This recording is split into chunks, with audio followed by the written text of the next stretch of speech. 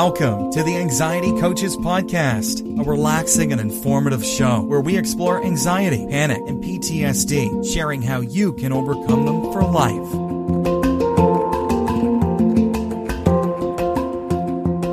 Aloha! Welcome back to the Anxiety Coaches Podcast. I'm your host and coach, Gina Ryan, and I am so happy to be with you again today as together we can consider the many ways to bring your mind and body back to its natural peace and calm. I want to tell you about Naked Nutrition's Vanilla Pea Protein Shake that I'm enjoying right now. No artificial sweeteners, flavors, or colors, and that gets my stamp of approval. They have a delicious product line including whey proteins, vegan proteins, pre-workout, recovery supplements, and they've recently added protein cookies. Their Naked Shake is made with the best-selling pea protein from U.S. and Canadian farms and MCT oil. It mixes easily with water and tastes great. No GMO, no soy. It's vegan, certified gluten-free, no artificial sweeteners, flavors, or colors. It's available in chocolate, vanilla, strawberry, banana, and peanut butter blueberry. If you like to go really simple with your ingredients, try Naked Whey or Naked Pea. The unflavored versions contain only one ingredient, and the flavored versions contain only 3 ingredients. Get your blender out and let me know which one is your favorite. Go to nakednutrition.com and use promo code ACP to get 15% off on your first order at checkout. That's nakednutrition.com for 15% off your first order with promo code ACP. That code expires July 31st, 2022. In today's episode, I'm talking about 7 habits to more serenity. And I really think that we can put these simple practices into play in our lives. And I hope that you will do these things yourself. I want to start out today with the Serenity Prayer, because when we are talking about serenity, this is one of the best little prayers that you can commit to memory to fall back on when things start to go out of control and you don't quite know how to get yourself grounded again. It's very simple. It's God, grant me the serenity to accept the things I cannot change, the courage to change the things I can, and the wisdom to know the difference. Now, you will know that prayer if you know anything about any 12-step groups, but I believe that it was originally credited to Reinhold Niebuhr. So it's one of my favorites that I have fallen back on over the years for my own peace of mind. It just reminds me where I can go. I need to accept those things that are out of my control. So much anxiety is about trying to change things that are not within our circle of influence. And to have the courage to change the things that we can. Often we're doing the complete opposite. We're chasing after and working on changing things that are totally out of our limits. And then we are afraid of making small changes within our own little lives that we really could do. And of course, the key there is always the wisdom to know the difference between those two. It's an ongoing practice, believe me. So what I have here is I really think that if you want to experience less stress and more peace in your life, you can maybe take one or more of these 7 habits of serenity into your life and really focus on it. Really try to make a difference. The first one that I have is to create a calming morning ritual. I truly believe that if you can start the day out on the right note, if you can start the day out on an even keel, you have so much more of a chance to get through at least to lunchtime before things start to overwhelm you. Very often, though, we start behind the 8 ball. We turn the snooze button on. We oversleep, not leaving us enough time in the morning to do the things we need to do, and we are just off and running on adrenaline all day long. So get up early enough so that you're not rushed.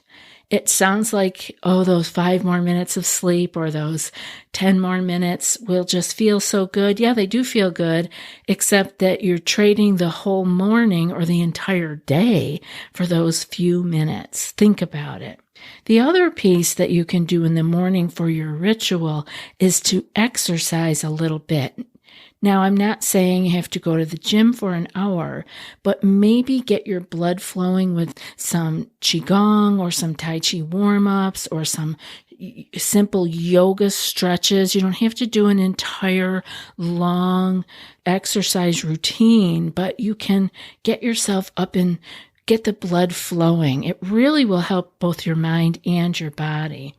And on the other side of that coin is you can spend some time in meditation. Again, we don't have to do an hour-long meditation. We can simply sit for 5 minutes and really ground ourselves with our breath and into our body and be fully aware of who we are and what our next steps are. Like, I am here right now and I am moving out into my day peacefully. Even 5 minutes could be such a blessing in the morning. You could also take a short walk. Maybe you could do that by parking further away from your office building. Maybe you could do that by walking in the morning before around your block before you leave for your day at work, whatever. But I think that really important ritual is your morning ritual.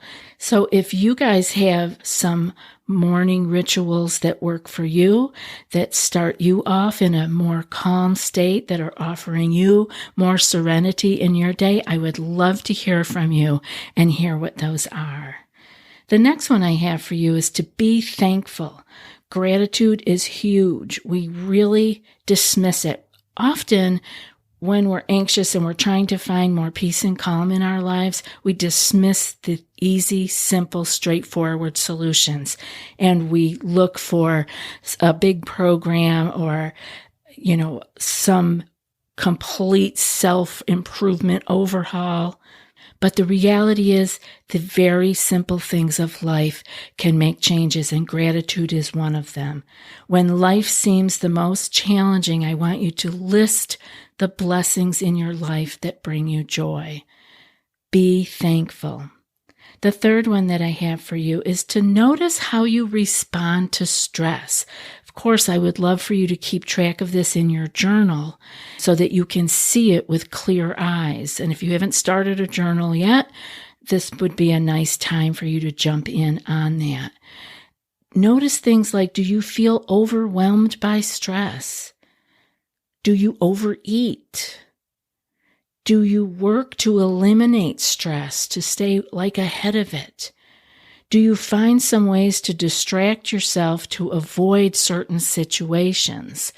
These can all be ways that we are responding to stress. And so if we write it down, what our coping mechanisms are, we can see them and we can see if we are actually helping ourselves with those responses or if we are just digging the trench a little bit deeper. I have 4 more for you, but I want to thank today's sponsors before we get to those. Today's Ned is with us, and stress and anxiety are no match for the plant power in the world. I prioritize seeking and finding high quality and highly effective plant remedies instead of synthetics or pharmaceuticals. In the spirit of Mental Health Month, I want you all to know about Ned's De-Stress Blend. I highly recommend it. De-Stress Blend contains 2 powerful cannabinoids. CBG, also known as the mother of all cannabinoids, due to its effectiveness at combating stress and anxiety by inhibiting the reuptake of GABA, the brake pedal neurotransmitter responsible for stress reduction. And CBD, extracted from the world's purest full-spectrum hemp in the foothills of the Colorado Rockies, and a botanical infusion of the Ayurvedic adaptogen ashwagandha to enhance your resilience to stress. and cardamom and cinnamon for a delicious taste. Support your gut health and reduce your blood pressure and cortisol levels. Invest in yourself and fortify your stress response this month and get 15% off Ned's De-Stress Blend with code ACP. Go to helloned.com/ACP or enter code ACP at checkout. That's HELLONED.com/ACP to get 15% off. Thank you, Ned, for sponsoring the show and offering our listeners a natural remedy for some of life's most common health issues. And Calm is with us today. Every day we hear about how our morning rituals can change our day, as we have been talking about today. But have you ever thought about your evening rituals? Allowing ourselves transition time to wind down both our devices and our minds in the evening allows us to stop our racing thoughts and drift off to sleep naturally. Power your day by powering off at night. We partner with Calm, the #1 mental wellness app, to give you the tools that improve the way you feel. Reduce stress and anxiety through guided meditations, improve focus with curated music tracks, and rest and recharge with Calm's imaginative sleep stories for children and adults. There's even a new daily movement session designed to relax your body and uplift your mind. If you go to calm.com/ACP, you'll get a special offer of 40% off a Calm premium subscription, and new content is added every week. Over 100 million people around the world use Calm to take care of their minds. Calm is ready to help you stress less, sleep more, and live a happier, healthier life. For listeners of the show, Calm is offering an exclusive offer of 40% off a Calm premium subscription at calm.com/ACP. Go to calm.com/ACP for 40% off unlimited access to Calm's entire library. That's calm.com/ACP. So I'd like you to also develop healthy responses to stress. This is number 4. Replace any of the unhealthy responses with something more peaceful, something more life-enhancing. And one of the ways that you can know how you're doing with that is, again, to go back to journaling, to write it down. We don't have to commit all this to our memory. Let's keep track of what we're doing. Use your journal, highlight things, use sticky notes to remind you to go back to certain things and revisit them. Go back and see if you are replacing some of your unhealthy responses with something more peaceful and life-enhancing, and remind yourself to go back in a month and look at and see how you're doing, or are you keeping up on it? Some other ways, simple ways that you can develop healthy responses to stress is just by doing simple, tiny little things. Again, these little things add up. You could try a cup of herbal tea to take a break, right? To give yourself some space in the day. You could try a few minutes of yoga. You could try calling a friend to just have a chat. If you were feeling like you were stressed and you didn't want to go to any of those unhealthy stress responses, again, you could do some Qigong or Tai Chi warm-ups. They only take a minute. You can do them anywhere. You can really, really shake out some of the stress that is building up. Try doing push-ups or go for a short walk. You will know the little things, but incorporate maybe some physical activity when you are feeling stressed and you want to go for something like something chocolatey or something overly sweet, whatever your response to stress in the middle of your workday is, or anger.